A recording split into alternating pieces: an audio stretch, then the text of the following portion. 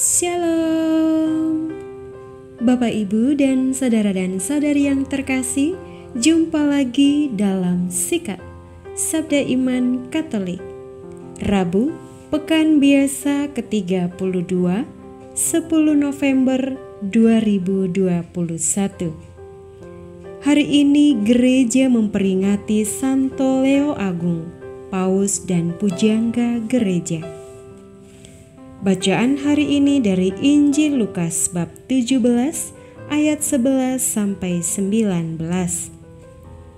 Marilah kita siapkan hati dan pikiran kita untuk mendengarkan sabda Tuhan. Semoga Tuhan beserta kita sekarang dan selama-lamanya. Inilah Injil suci menurut Lukas. Dimuliakanlah Tuhan. Dalam perjalanannya ke Yerusalem, Yesus menyusur perkotaan Samaria dan Galilea. Ketika ia memasuki suatu desa, datanglah 10 orang kusta menemui dia.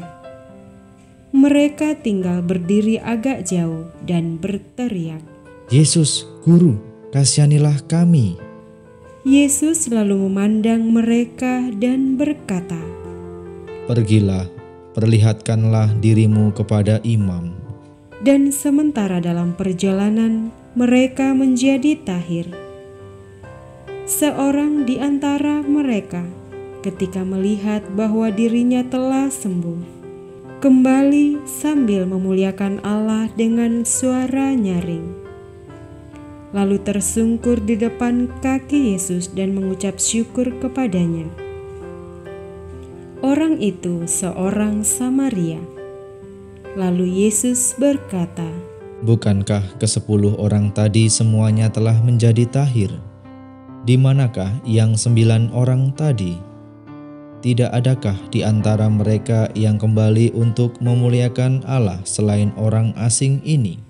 Lalu ia berkata kepada orang itu, "Berdirilah dan pergilah, imanmu telah menyelamatkan dikau." Demikianlah sabda Tuhan. Terpujilah Kristus. Bapak, Ibu, dan saudara-saudari yang terkasih, renungan hari ini akan dibawakan oleh Frater Daniel Bernardus Bala HHK dari Palopo. Selamat mendengarkan.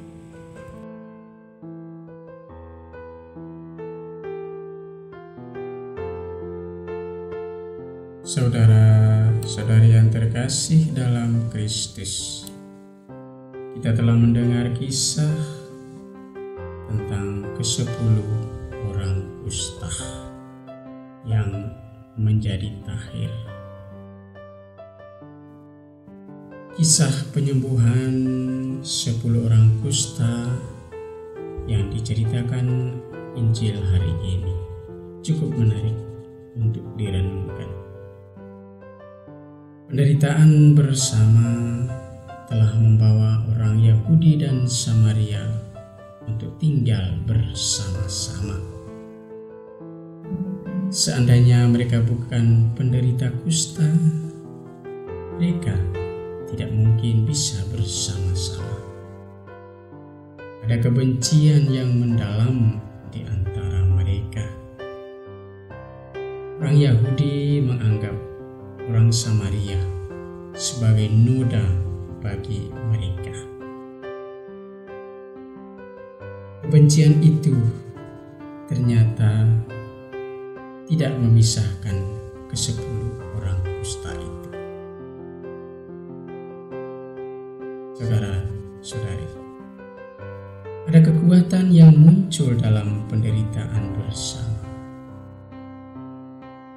Orang bisa menjadi solider dan tergerak untuk berbagi tanpa melihat latar belakang, ras, suku, agama, dan status sosial.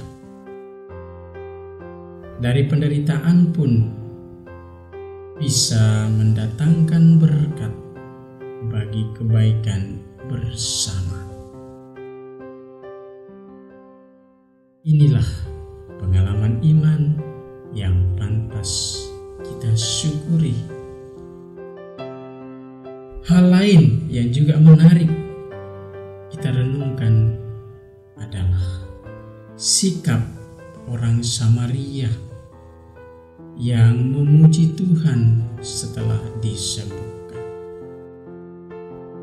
Baginya, sebetulnya tidak mudah untuk bersyukur bila dibandingkan dengan orang-orang Yahudi yang juga disembuhkannya. Orang Samaria dianggap sebagai orang yang sesat dan ternoda. Cap seperti itu pasti tidak nyaman bila melekat pada diri orang. Noda orang Samaria itu pun kerap juga menjadi noda-noda kita. Dalam hidup ini mungkin ada pengalaman yang membuat kita tidak nyaman. Kita tidak diterima dan dihargai. Kita dipandang sebelah mata dan sebagainya. Walaupun ternoda, tapi banyak orang Samaria di dalam kisah-kisah Injil yang justru menjadi seperti pahlawan. Ada kisah orang Samaria yang baik.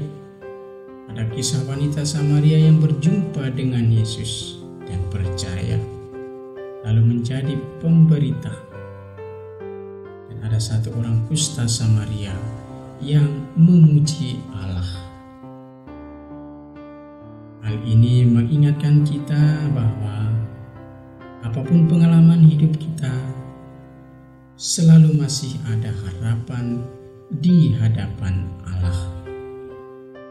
Pengalaman iman seperti inilah yang menjadi alasan untuk selalu bersyukur dan memuji Allah. Saudara-saudari yang terkasih, pada hari ini kita diajak untuk bersyukur atas kebaikan Tuhan. Semoga kita mampu mengalami kebaikan Allah itu di dalam kehidupan kita sehari-hari. Apapun pengalaman kita, mari kita tetap mengatakan syukur kepada Tuhan, karena bersyukur itu indah. Syukuri apa adanya, karena hidup kita adalah sebuah anugerah. Tuhan memberkati.